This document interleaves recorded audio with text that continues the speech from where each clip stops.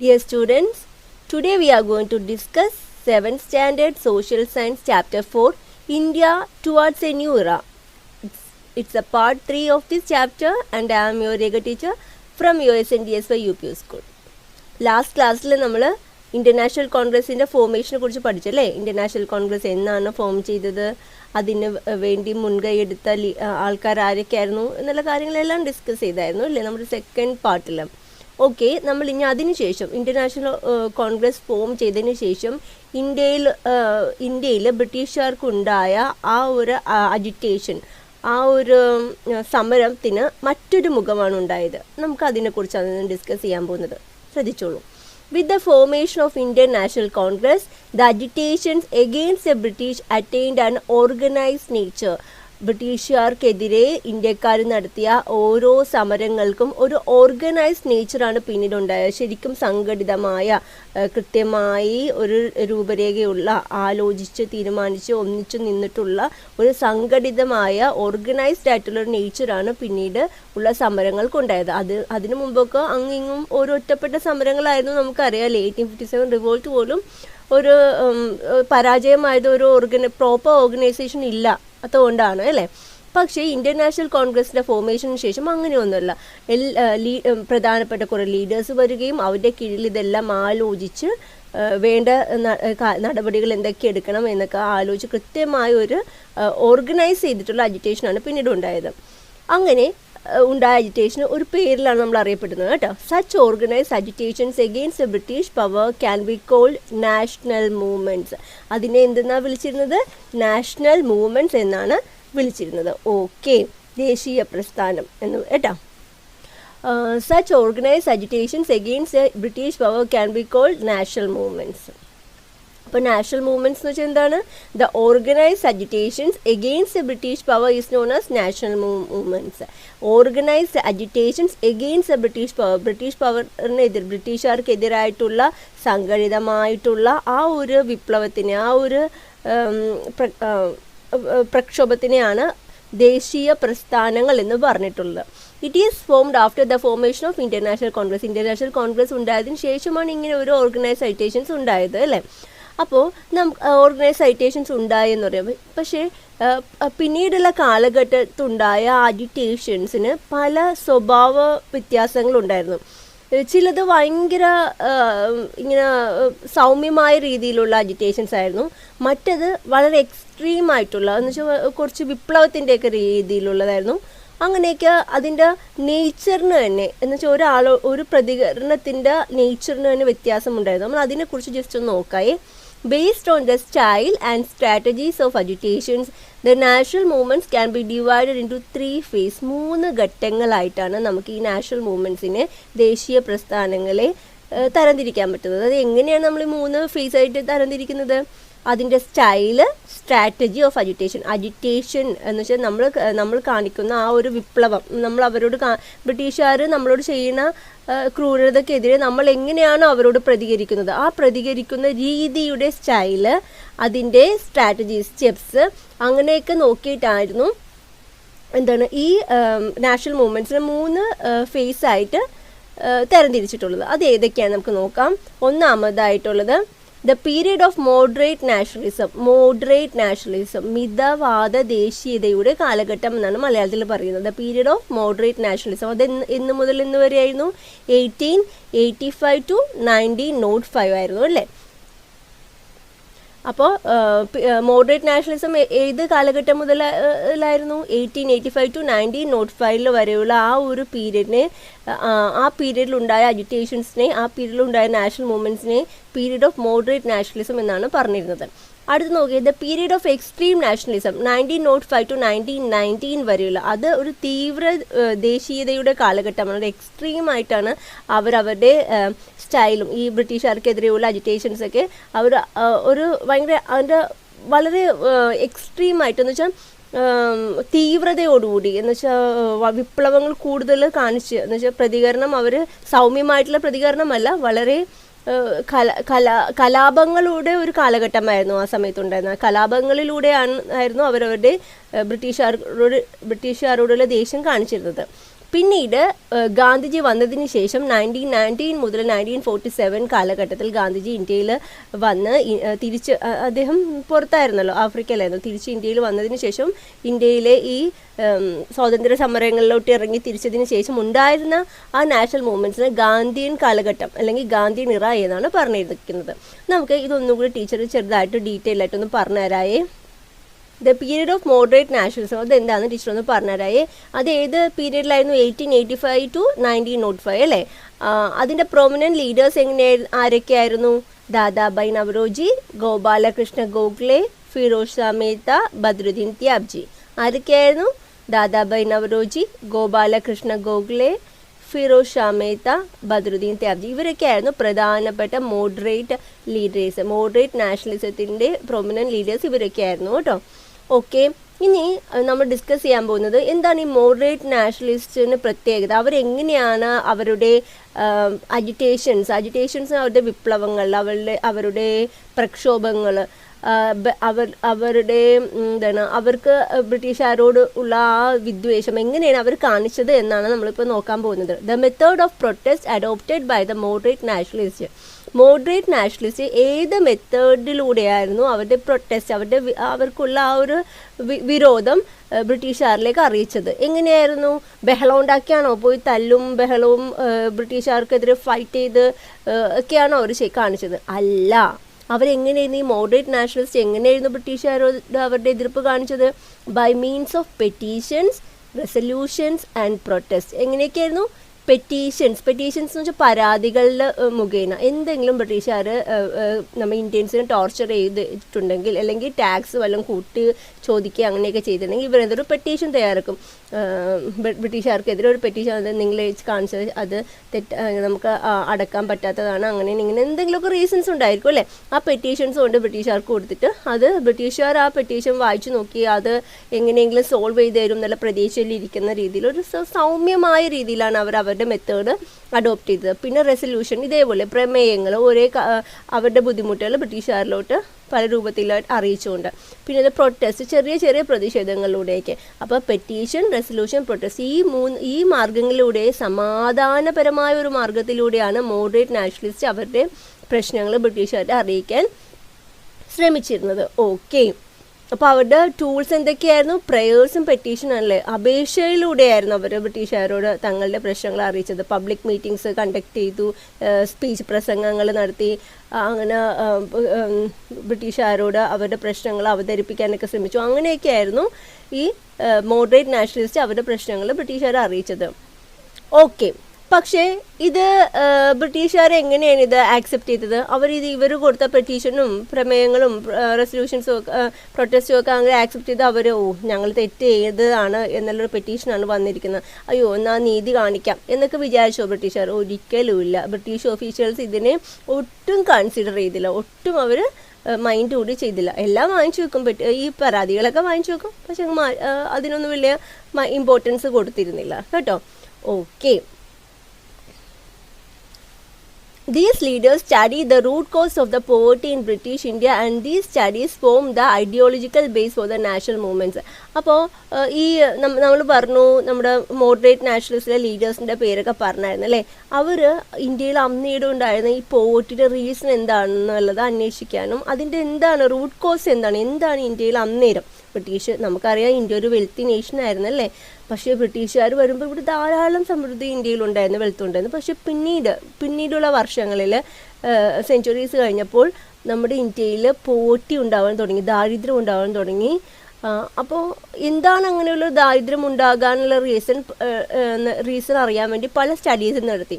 അപ്പോൾ നമ്മുടെ ദാദാബായ് നവറോജി, നമുക്കറിയാമല്ലോ മോഡറേറ്റ് ലീഡറായ ദാദാബായ് നവറോജി, അദ്ദേഹത്തിൻ്റെ ഡ്രെയിൻ തിയറി എന്ന് പറഞ്ഞ ഒരു തിയറിയിലൂടെ അദ്ദേഹം ഒരു കാര്യം ജനങ്ങളിലേക്ക് എത്തിച്ചു. എന്താണ് അദ്ദേഹം പറഞ്ഞത്? Drain theory is the major contribution of Dadabhai Naoroji. അദ്ദേഹം എന്താ പറഞ്ഞതെന്ന് നോക്കാം. There was a drain of wealth from India to England during the colonial rule. It was mainly in the form of salary, taxes and gifts. അദ്ദേഹം പറയുകയാണ് ഇന്ത്യയിലുള്ള wealth ഇംഗ്ലണ്ടിലോട്ട് ഒഴുകി പോയിക്കൊണ്ടിരിക്കുകയായിരുന്നു. ബ്രിട്ടീഷുകാർ ഇന്ത്യയെ ഒരു കോളനിയായി ഭരിച്ചുകൊണ്ടിരുന്ന ഈ കാലഘട്ടം മുഴുവനും ഇന്ത്യയുടെ സമ്പത്ത് ഇംഗ്ലണ്ടിലോട്ട് കൊണ്ടിരിക്കുകയായിരുന്നു.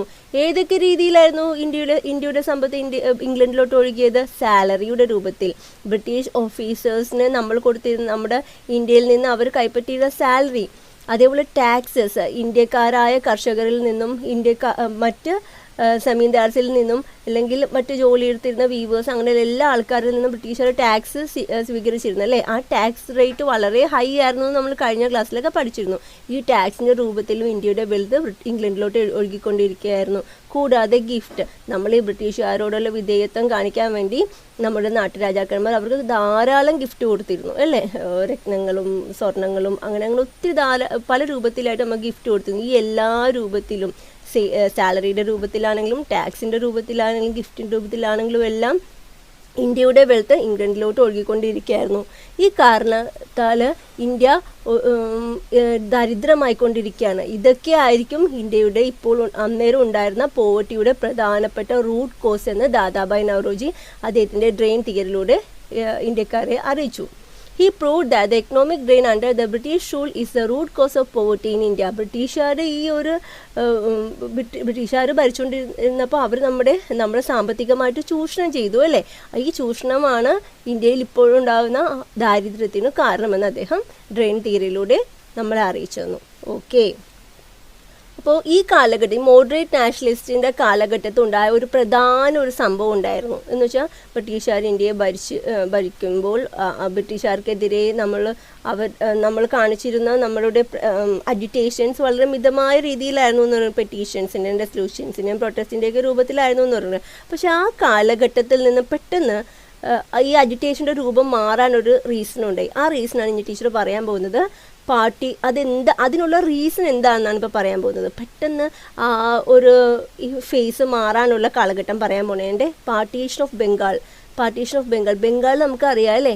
ബ്രിട്ടീഷുകാർ ഇന്ത്യയിൽ വന്ന് അവരുടെ കണ്ണ് ആദ്യം വീണത് എവിടെയാണ്? ബംഗാളിലായിരുന്നു. ബംഗാളിൻ്റെ ഫെർട്ടൈൽ ലാൻഡും അവിടുത്തെ ട്രേഡിനുള്ള ഫെസിലിറ്റീസും എല്ലാമാണ് അവർ അങ്ങോട്ട് അട്രാക്ട് ചെയ്തത് അല്ലേ.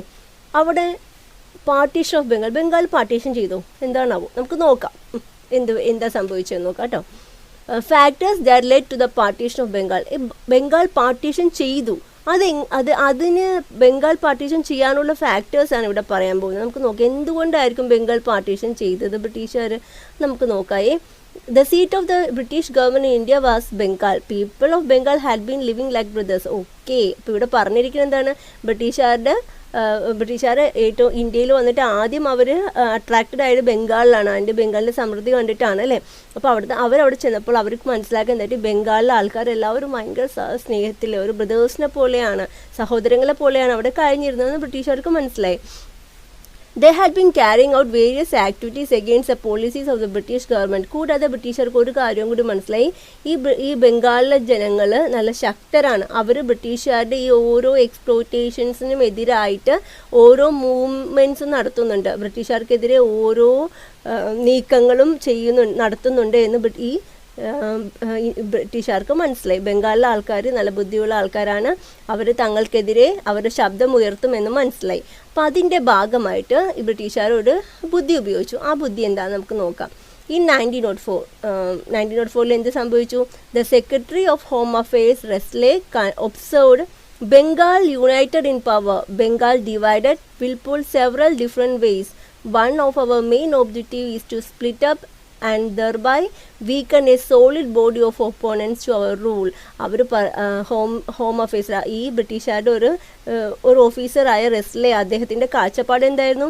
ബംഗാൾ ഒന്നിച്ചു നിന്നാൽ അത് വളരെ ശക്തിയുള്ളതായി തീരും. പക്ഷെ ബംഗാളിനെ ഡിവൈഡ് ചെയ്താലോ, നമ്മൾക്ക് പല രീതിയിൽ അവരെ സ്പ്ലിറ്റ് ചെയ്ത് മാറ്റി നിർത്തിയാലോ അവരുടെ ശക്തി നമുക്ക് വീക്കൺ ചെയ്യാൻ സാധിക്കും. അങ്ങനെ വീക്കൺ ചെയ്താൽ നമ്മുടെ ഒരു സോളിഡ് ബോഡി ആയിട്ട്, നമ്മുടെ ഒരു ഭയങ്കര സ്ട്രോങ് ഒപ്പോണൻ്റ് ആയിട്ടുള്ള, നമ്മുടെ ഏറ്റവും വലിയ ശക്തനായിട്ടുള്ള എതിരാളിയെ നമ്മൾക്ക് ഇല്ലാതാക്കാൻ സാധിക്കും. അപ്പോൾ നമ്മളെന്ന് വെച്ചാൽ അവർ ഉദ്ദേശിക്കുന്നത് ഈ ബ്രിട്ടീഷുകാർ ബംഗാളിനെ ഡിവൈഡ് ചെയ്ത് അവരുടെ ശക്തി ചോർത്തിക്കളയണം, എന്നാലും മാത്രമേ നമുക്ക് ഇന്ത്യയിൽ നിലനിൽപ്പുള്ളൂ എന്ന് ബ്രിട്ടീഷുകാർക്ക് മനസ്സിലായി.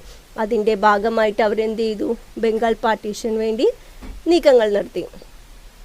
ഓക്കെ, അങ്ങനെ ആ ഒരു കാഴ്ചപ്പാടിൽ ലോർഡ് കഴ്സൺ ബംഗാളിനെ 1905 ഡിവൈഡ് ചെയ്തു.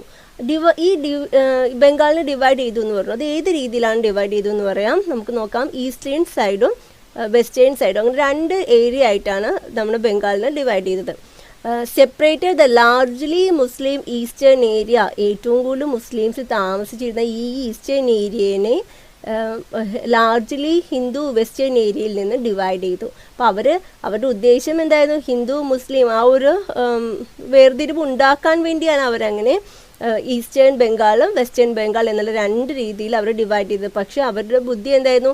ഏറ്റവും കൂടുതൽ മുസ്ലിങ്ങൾ താമസിച്ചിരുന്ന ഈസ്റ്റേൺ ഏരിയനെ ഏറ്റവും കൂടുതൽ ഹിന്ദുക്കൾ താമസിച്ചിരുന്ന വെസ്റ്റേൺ ഏരിയയിൽ നിന്ന് സെപ്പറേറ്റ് ചെയ്യണം എന്നാണ് അവർ ഉദ്ദേശിച്ചത്. പക്ഷെ അവർ പറയുന്നത് എങ്ങനെയാണ്? ഭരണത്തിൻ്റെ എളുപ്പത്തിന് വേണ്ടിയാണ് ഇങ്ങനെ ഒരു പാർട്ടീഷൻ നടത്തുന്നത് എന്നാണ് അവർ പറഞ്ഞത്, ഭരിക്കാനുള്ള എളുപ്പത്തിന് വേണ്ടി. കാരണം എല്ലാ പ്ലേസും ഒരേപോലെ അവർക്ക് ശ്രദ്ധിക്കാൻ പറ്റില്ലല്ലോ. അപ്പോൾ ബംഗാളിനെ 2ആയിട്ട് ഡിവൈഡ് ചെയ്യുന്നതിൽ കൂടുതൽ കോൺസെൻട്രേറ്റ് ചെയ്യാലോ, അവരുടെ പ്രശ്നങ്ങൾ, ബംഗാളികളുടെ പ്രശ്നങ്ങളൊക്കെ കൂടുതൽ കോൺസെൻട്രേറ്റ് ചെയ്യാലോ എന്നുള്ള റീസണാണ് അവർ മുന്നോട്ട് വെച്ചത്. പക്ഷെ അതൊരു നുണയായിരുന്നു. അവർ ആക്ച്വലി എന്താണ് ഉദ്ദേശിച്ചത്? ബംഗാളിൻ്റെ ആ സ്ട്രെങ്ത് വീക്കൻ ചെയ്യുക, ഹിന്ദു മുസ്ലിം അങ്ങനെ ഒരു യൂണിറ്റിയിൽ നിന്ന് അവരെ സെപ്പറേറ്റ് ചെയ്ത് അകറ്റി നിർത്തി അതിൻ്റെ സ്ട്രെങ്ത് വീക്കൻ ചെയ്യണം എന്നൊരൊറ്റ ഉദ്ദേശത്തിലാണ് ഈ പാർട്ടീഷൻ നടത്തിയത്. അപ്പോൾ ഈ പാർട്ടീഷൻ ഓഫ് ബംഗാളിനെ ഇന്ത്യക്കാർ എങ്ങനെയാണ് ഒപ്പോസ് ചെയ്തതെന്ന് നമ്മൾ നോക്കാൻ പോകുന്നത്. ഇന്ത്യക്കാർക്ക് സന്തോഷമുള്ള കാര്യമായിരുന്നു ഈ പാർട്ടീഷൻ ഓഫ് ബംഗാൾ? ഇല്ല, ഒരിക്കലും ഇല്ല, അല്ലേ? ഇന്ത്യയിലെ ഒരാൾക്കാർക്കും എന്ന് വെച്ചാൽ പോയിറ്റ്സിനോ റൈറ്റേഴ്സിനോ അല്ലെങ്കിൽ ഏത് സ്റ്റേറ്റിലെ ആൾക്കാർക്കാണെങ്കിൽ പോലും ഈ പാർട്ടീഷൻ ഓഫ് ബംഗാൾ ആക്സെപ്റ്റ് ചെയ്യാൻ പോലും സാധിച്ചില്ല. അപ്പോൾ അവരെങ്ങനെയാണ് അത് ഒപ്പോസ് ചെയ്തതെന്ന് നമുക്ക് നോക്കാം. Opposition against a partition of Bengal പത്രങ്ങളിലൂടെയും പോയിറ്റ്സും സോഷ്യൽ ലീഡേഴ്സും എല്ലാവരും ഈ ഒരു പാർട്ടീഷനെ സ്ട്രോങ്ലി ഒപ്പോസ് ചെയ്തു. നമുക്ക് രവീന്ദ്രനാഥ് ടാഗോറിൻ്റെ വാക്കുകൾ കേൾക്കാം. The East and West Bengal are the 2 chambers of the same heart, which is made fertile by the Ganga and Brahmaputra. It is the warm blood originating from these vessels that flows through the arteries of Bengalis. Teacher in the Malayalam വായിച്ചേരായേ. പശ്ചിമ ബംഗാളും പൂർവ്വ ബംഗാളും ഒരു ഹൃദയത്തിൻ്റെ 2 അറകളാണ് എന്ന് വെച്ചാൽ ഈ east ബംഗാളും west ബംഗാളും ഒരു ഹൃദയത്തിൻ്റെ 2 ചേമ്പേഴ്സാണ്, 2 അറകളാണ് എന്നാണ് പറയുന്നത്, അല്ലേ? ഓക്കെ, ഗംഗയും ബ്രഹ്മപുത്രയും ആശ്ലേഷിക്കുന്നതും ഫലഭൂഷ്ടമാക്കുന്നതുമായ 2 അറകളാണിത്.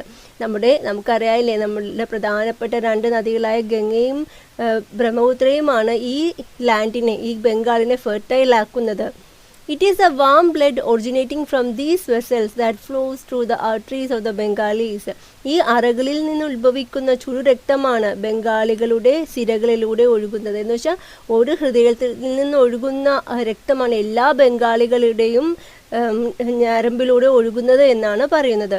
അപ്പം അതിൻ്റെ അർത്ഥം എന്താണ്? എല്ലാവരും ബംഗാളികളെല്ലാം ഹൃദയം പോലെ നിൽക്കണം എന്നല്ല. ഒരു ഹൃദയം എങ്ങനെയാണോ ആ ഹൃദയത്തിൽ നിന്നൊഴുകുന്ന രക്തമാണ് എല്ലാ ബംഗാളികൾക്കും ഉള്ളത് എന്ന് പറയുമ്പോൾ എല്ലാവരും ഒറ്റ മനസ്സോടുകൂടി നിൽക്കണം എന്നല്ല എൻ്റെ അർത്ഥം. അപ്പം ഇങ്ങനെ ഒരു ഇൻസ്പയറിംഗ് ആയിട്ടുള്ള കുറേ റൈറ്റിങ്സിലൂടെ ഇതേപോലെ പ്രമുഖരായ പല റൈറ്റേഴ്സിൻ്റെ വാക്കുകളൊക്കെ വായിച്ച് ബംഗാളികൾക്ക് കുറച്ചും കൂടി അവരുടെ ദേശീയത അവരുടെ മനസ്സിൽ ഉണർന്നു അല്ലേ? അപ്പോൾ അവരെല്ലാവരും ഈ ബംഗാളിനെതിരെ, ഈ പാർട്ടീഷനെതിരെ ഫൈറ്റ് ചെയ്യാൻ തന്നെ തീരുമാനിച്ചു. ഓക്കെ, എങ്ങനെയാണ് അവർ ഫൈറ്റ് ചെയ്തതെന്ന് നോക്കാം. നമ്മൾ തൊട്ട് മുമ്പ് പറഞ്ഞ മോഡറേറ്റ് നാഷണലിസത്തിനെ കുറിച്ച് പറഞ്ഞായിരുന്നു അല്ലേ? മിതവാദികളെ സൗമ്യമായ രീതിയിൽ ബ്രിട്ടീഷുകാർ നമ്മളോട് കാണിക്കുന്ന ഓരോ ടോർച്ചറിനും പെറ്റീഷൻസും റെസൊല്യൂഷൻസും പ്രൊട്ടസ്റ്റും ഒക്കെ കൊടുത്ത് വളരെ സൗമ്യമായിട്ടാണ് അവർ പ്രതികരിച്ചിരുന്നത്. പക്ഷേ പാർട്ടീഷൻ ഓഫ് ബംഗാളിന് ശേഷം ആ ഒരു അജിറ്റേഷൻ്റെ സ്വഭാവം മാറി. പിന്നെ അവരെങ്ങനെയാണ് പ്രൊട്ടസ്റ്റ് ചെയ്തത് നമുക്ക് നോക്കാമേ. ഒറിജിനേറ്റഡ് പ്രൊട്ടസ്റ്റ് മീറ്റിംഗ്സ്, അവർ മീറ്റിംഗ്സ് ഒക്കെ കണ്ടക്ട് ചെയ്തു. ഈ പാർട്ടീഷൻ ഓഫ് ബംഗാൾ തെറ്റാണ് എന്ന് ജനങ്ങളിലെ ബോധവൽക്കരിച്ചു കൊടുക്കാനുള്ള മീറ്റിംഗ്സ് കണ്ടക്ട് ചെയ്തു. Picketed shops that sold foreign goods, foreign വസ്തുക്കൾ എന്ന് വെച്ചാൽ വിദേശ വസ്തുക്കൾ വിൽക്കുന്ന കടകളൊക്കെ അവർ ഉപരോധിച്ചു. അതെല്ലാം അവിടെ പോകരുതെന്നും അതെല്ലാം നശിപ്പിക്കാനുള്ള നേതൃത്വമൊക്കെ കൊടുക്കുകയും ചെയ്തു. ബേൺ ഫോറിൻ ക്ലോത്ത്സ്, വിദേശ വസ്ത്രങ്ങൾ അവർ നശിപ്പിച്ചു, കത്തിച്ചു. Promoted the use of Indian products, കൂടാതെ വിദേശ നിർമ്മിത ഒരു വസ്തുക്കളും ഉപയോഗിക്കരുതെന്ന് ആൾക്കാരോട് അറിയിക്കുകയും ഇന്ത്യക്കാർ ഉണ്ടാക്കുന്ന വസ്തുക്കൾ ഉപയോഗിക്കാൻ സാധാരണക്കാരെ ബംഗാളിലെ ആൾക്കാരെയും മറ്റ് ജനങ്ങളെയും അവർ പ്രൊമോട്ട് ചെയ്യുകയും ചെയ്തു. അത് ഉപയോഗിച്ച് ഇന്ത്യയിൽ ഉൽപ്പാദിപ്പിക്കുന്ന വസ്തുക്കൾ ഉപയോഗിച്ചാൽ മതി എന്ന് പറഞ്ഞു. ഇപ്പോൾ ഫോറിൻ ഗുഡ്സ് ബഹിഷ്കരിക്കാനോ ഓരോ ആൾക്കാരോട് നിർദ്ദേശം കൊടുത്തു. Organise marches and public meetings against British. ബ്രിട്ടീഷുകാർക്കെതിരെ പ്രകടനങ്ങളും പൊതുയോഗങ്ങളും അവർ സംഘടിപ്പിച്ചു. അപ്പോൾ ഏത് രീതിയിലാണെങ്കിലും ഈ ഫോറിൻ ഗുഡ്സ് ഒക്കെ നമ്മൾ ബഹിഷ്കരിക്കുക, ഇന്ത്യയിൽ നിർമ്മിച്ച വസ്തുക്കൾ മാത്രം ഉപയോഗിച്ചാൽ മതി, ബ്രിട്ടീഷുകാരോട് എങ്ങനെയൊക്കെയോ അവർക്ക് ദേഷ്യം കാണിക്കാൻ സാധിക്കണോ ആ രീതിയിലൊക്കെ ദേഷ്യം കാണിക്കുക എന്നുള്ള രീതിയിൽ അവർ ആൾക്കാരിലോട്ട് ആ സന്ദേശങ്ങൾ എത്തിച്ചു. അപ്പോൾ ഒരു മെയിൻ സ്ലോഗൻ ഉണ്ടായിരുന്നു കേട്ടോ, ഒരു മുദ്രാവാക്യം ഉണ്ടായിരുന്നു. എന്താ ഈ പാർട്ടീഷൻ ഓഫ് ബംഗാളിനോട് ബന്ധപ്പെട്ടൊരു മെയിൻ സ്ലോഗൻ ഉണ്ടായിരുന്നു. എന്താ നമുക്ക് നോക്കാം. Boycott foreign goods and use സ്വദേശി പ്രൊഡക്ട്സ്. ബോയ്ക്കോട്ട് ഫോറിൻ ഗുഡ്സ് എന്ന് വെച്ചാൽ ബോയ്ക്കോട്ട് ചെയ്യുക എന്ന് വെച്ചാൽ എന്താ അർത്ഥം? ബഹിഷ്കരിക്കുക. ഫോറിൻ ഗുഡ്സ് എല്ലാം ബഹിഷ്കരിക്കുക, വേണ്ടാന്ന് നോക്കുക. എന്നിട്ട് സ്വദേശി സ്വന്തം ദേശീയ പ്രൊഡക്ട്സും നമ്മൾ യൂസ് ചെയ്താൽ മതി എന്നുള്ള ഒരു സ്ലോഗനും കൂടി ഈ ഒരു പീരീഡിൽ ഉണ്ടായിരുന്നു. അപ്പോൾ അതിൻ്റെ ഈ ബോയ്ക്കോട്ട് ചെയ്ത ഫോറിൻ ഗുഡ്സ് ബോയ്ക്കോട്ട് ചെയ്യുന്നതിൻ്റെ ഭാഗമായിട്ട് മറ്റൊരു കാര്യം കൂടി പറയാം. ബോയ്ക്കോട്ട് ഓഫ് ഷുഗറിൻ്റെ കാര്യം നോക്കിയാൽ ഷുഗർ അവർ ബഹിഷ്കരിച്ചു. ഷുഗർ എന്ന് വെച്ചാൽ യൂറോപ്യൻസിൻ്റെ സഹായത്തോടു കൂടി അവരുടെ കമ്പനികൾ നിർമ്മിച്ചിരുന്ന ഒരു പ്രൊഡക്റ്റാണ് ഷുഗർ കേട്ടോ. The people were exhorted to boycott even wedding tea parties where foreign made sugar was used. ഇപ്പോൾ വിവാഹത്തിനൊക്കെ നമ്മൾ ചായ സൽക്കാരങ്ങൾ ഉണ്ടായിരുന്നു അല്ലേ, ഇപ്പോഴും ഉണ്ട്, നമുക്ക് റിസപ്ഷനൊക്കെ നടത്തില്ല, അതേപോലെ ചായ സൽക്കാരങ്ങളൊക്കെ ഉണ്ട്. ആ ചായ സൽക്കാരങ്ങൾ ചായയിൽ ഉപയോഗിക്കുന്ന പഞ്ചസാര, ആ ഷുഗർ ഉണ്ടാക്കുന്ന ഫോറിൻ കമ്പനികളാണല്ലോ. അപ്പോൾ ഫോറിൻ കമ്പനിയിൽ ഉൽപ്പാദിപ്പിക്കുന്ന ഷുഗർ ഉപയോഗിച്ചിട്ടുള്ള ചായകൾ നമ്മൾ ഉപയോഗിക്കേണ്ട എന്നുള്ളൊരു ഒരു തീരുമാനത്തിൻ്റെ ഭാഗമായിട്ട് അവരെന്ത് ഈ വെഡ്ഡിങ് ടീ പാർട്ടീസ് പോലും ബഹിഷ്കരിക്കാൻ തീരുമാനിച്ചു. അതേപോലെ ഇന്ത്യക്കാരോട് ജാഗറി മീൻസ് ശർക്കര കൂടുതലായിട്ട് ഷുഗറിന് പകരം ഉപയോഗിക്കാൻ ഇവർ പ്രൊമോട്ട് ചെയ്തു കേട്ടോ. അപ്പോൾ ഏതൊക്കെ മാർഗത്തിലൂടെയാണ് ബംഗാൾ പാർട്ടീഷനെതിരെ ആൾക്കാർ പ്രൊട്ടസ്റ്റ് ചെയ്തതെന്ന് മനസ്സിലായല്ലോ. Organise protest meetings, picketed shops that sold foreign goods, burned foreign clothes, promoted the use of Indian products, organized marches and public meetings against the British. Okay. അപ്പോൾ ഇങ്ങനെ ഇന്ത്യ ഒട്ടാകെ പ്രശ്നങ്ങളായിരുന്നു. ബംഗാളിൽ അതിലേറെ ഈ പാർട്ടീഷനെതിരെ അജിറ്റേഷൻസ് നടത്തി. കുറേ റൈറ്റേഴ്സിൻ്റെയും പോയറ്റ്സിൻ്റെയും അങ്ങനെ എല്ലാവരുടെയും ലീഡേഴ്സിൻ്റെയൊക്കെ സമ്മർദ്ദം മൂലം ബ്രിട്ടീഷുകാർക്ക് ഈ പാർട്ടീഷൻ ഓഫ് ബംഗാൾ എന്നുള്ള തീരുമാനം പിൻവലിക്കേണ്ടതായിട്ട് വന്നു. നമുക്കതിനെക്കുറിച്ച് നോക്കാം. Considering the intensity of the agitations, British government was compel to withdraw the petition. അവർ ഇത് വിഡ്രോ ചെയ്യാനായിട്ട് നിർബന്ധിതരായി. അജിറ്റേഷൻ്റെ ആ ഇൻറ്റൻസിറ്റി തീവ്രത കൊണ്ട് കേട്ടോ, വിപ്ലവത്തിൻ്റെ കലാപത്തിൻ്റെ തീവ്രത കൊണ്ട് ഇവർക്കിത് പിൻവലിക്കേണ്ടി വന്നു പാർട്ടീഷൻ ഓഫ് ബംഗാൾ. അങ്ങനെ lord Hardinge's, the viceroy of India, is remembered for the annulment എന്ന് വെച്ചാൽ withdrawal of the partition of Bengal. ഈ ബംഗാളിൻ്റെ പാർട്ടീഷൻ വിഡ്രോ ചെയ്ത ഒരു ലീഡറായിരുന്നു അന്നത്തെ വൈസ്രോയ് ആയ ലോർഡ് ഹാർഡിങ്സ് എന്ന് പറഞ്ഞ അദ്ദേഹം 1911 ഈ ബംഗാൾ പാർട്ടീഷൻ എന്നുള്ള ആ തീരുമാനം പിൻവലിച്ചു. ഓക്കെ, ഇപ്പോൾ ക്ലിയർ ആണല്ലോ. അപ്പോൾ നമ്മളിപ്പോൾ എന്താ ഇൻ്റർനാഷണൽ കോൺഗ്രസ്സിന് ശേഷം ഇൻ്റർനാഷണൽ കോൺഗ്രസിൻ്റെ കാര്യം നമ്മൾ പറഞ്ഞു, ഫോം ചെയ്ത കാര്യം പറഞ്ഞു. അതിന് ശേഷം പിന്നെ നമ്മൾ എന്ത് പറഞ്ഞു? ഇൻ്റർനാഷണൽ അജിറ്റേഷൻ ഒരു പ്രത്യേക ഒരു രീതി ഉണ്ടായതിൽ ഒരു ഓർഗനൈസ്ഡ് ഫോം ഉണ്ടായെന്ന് പറഞ്ഞല്ലേ. ആ ഓർഗനൈസ്ഡ് ഫോമിനെ നാഷണൽ മൂവ്മെൻറ്റ്സ് എന്ന് പറഞ്ഞു. നാഷണൽ മൂവ്മെൻറ്റ്സ് 3ആയിട്ട് നമ്മൾ ഡിവൈഡ് ചെയ്തു. പീരിയഡ് അതിൻ്റെ ആ ഒരു വേ ഓഫ് അജിറ്റേഷൻ്റെ രീതിയിൽ 3ആയിട്ട് ഡിവൈഡ് ചെയ്തു. Period of moderate nationalism, extreme nationalism, Gandhi നിറ എന്ന് നമ്മൾ ഡിവൈഡ് ചെയ്തു. പിന്നെ മോഡറേറ്റ് ലീഡേഴ്സിനെ കുറിച്ച് നമ്മൾ പറഞ്ഞായിരുന്നു. മോഡറേറ്റ് ലീഡേഴ്സിൻ്റെ മെത്തേഡ് എങ്ങനെയായിരുന്നു, പെറ്റീഷൻ, റെസൊല്യൂഷൻ, പ്രൊട്ടസ്റ്റ് അങ്ങനെയായിരുന്നു എന്ന് പറഞ്ഞു. ദാദാഭായ് നവറോജിയുടെ ഡ്രെയിൻ തിയറിയെ കുറിച്ച് നമ്മൾ ഡിസ്കസ് ചെയ്തു.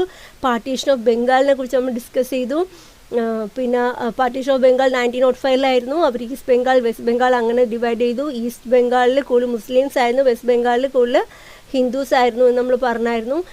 ഈ പാർട്ടീഷൻ ഓഫ് ബംഗാൾ എല്ലാവരും ഒപ്പോസ് ചെയ്തു, ആ കാര്യവും പറഞ്ഞു. ലാസ്റ്റ് ഒപ്പോസിഷൻ്റെ സമ്മർദ്ദം മൂലം 1911 ഈ പാർട്ടീഷൻ ഓഫ് ബംഗാൾ പിൻവലിച്ചു അല്ലേ.